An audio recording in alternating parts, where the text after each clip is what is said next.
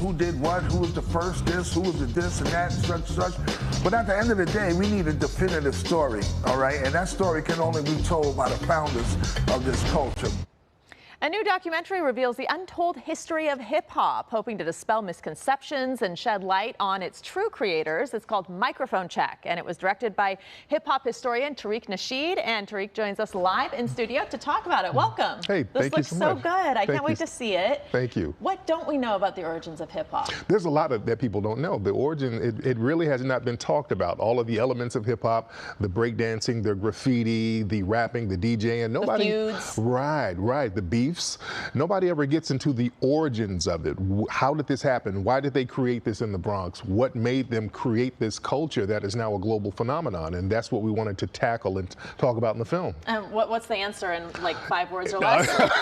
Can you give it It's to a us? 2-hour and 30-minute film, so it's a lot of stuff to get in. It. You got to see the film. Did anything about this surprise you while you were making the film? Did you go into it maybe with a misperception of your own? You know, I learned that they were just so young. They were in the Bronx, and these were like 14, 15-year-old kids creating this culture, and they were doing it to really stay out of trouble.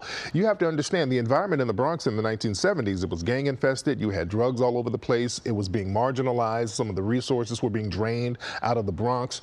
So these kids, in order to stay out of trouble, they said, hey, let's create something that will keep us in the parks, keep us at the community centers, keep us at the parties so that we don't get strung out on drugs, so that we don't join gangs. So it was a self-policing mechanism to a certain degree.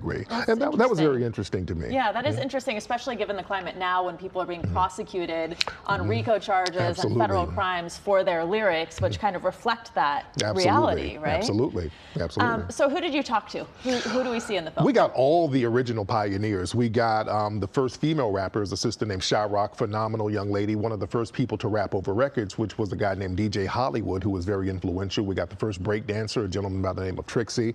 So we got a lot of the original pioneers. The person who created modern graffiti, a gentleman by the name of Cornbread. So we had them come along and tell their story because nobody was before them. So we wanted to find out what motivated them to create certain things that they did as far as the art of hip hop. That's so interesting. We talked about beefs a little bit. Of course, we know Kendrick Lamar and Drake. That's kind of the famous current one. But of course, there was Biggie and Tupac. And this is kind of a long tradition within the genre. So talk a little bit about what you learned about that. In our film, Microphone Check, we have a gentleman by the name of Busy B. And Busy B, old school rapper, he was one of the first people to get involved in what's now called a viral beef with a guy named Kool Moe Dee. The reason why their rap beef was so significant, it happened in 1981. This was the first time where rappers were using personal insults against each other. Usually rappers would just rap about general things. It would be crowd motivation. That particular battle, they were talking about each other personally, and that was the birth of diss records. And diss records, that's become a phenomenon within itself, like the beef with Drake and Kendrick Lamar. The #1 record right now is a diss record by Kendrick Lamar.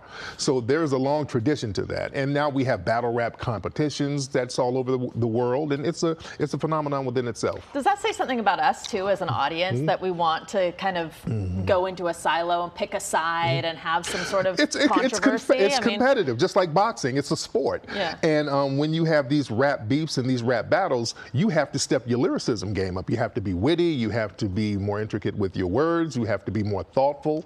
So it's a very competitive sport.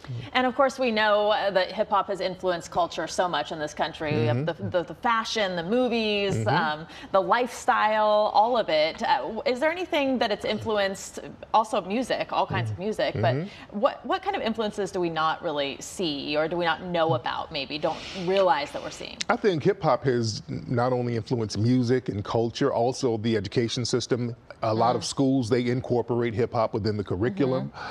It's influenced a lot of things. I mean, hip hop is being taught at universities now. They're studying like Tupac's lyrics and things of that nature. So you have a lot of these think tanks and corporate entities. They study what the hip hop community is doing so they can tailor their brands to that. Because again, hip hop is a big moneymaker now. It's a huge financial phenomenon, just not with the record industry, but with the fashion industry. You have alcohol companies utilizing hip hop. So it's a huge thing. And there's a lot of crossover. Absolutely. Okay, well, we are out of time. I can't wait to see this. Tell us how we can see it and how we can find out more about it. Yes, indeed. Go to microphonecheck.com. We are doing another another theatrical run. We had a Memorial Day theatrical run, and it was phenomenal. So we're getting it back in theaters. So you got to see this film, phenomenal film. Go to microphonecheck.com for more information. Thank you so much for being here. I can't wait to see it. Absolutely. Thank you. And for more information, you can go to the address he just gave you, or you can check out our website, kcalnews.com, and click Seen on TV. Let's go over now to meteorologist Paul Deanna for your next weather. Paul.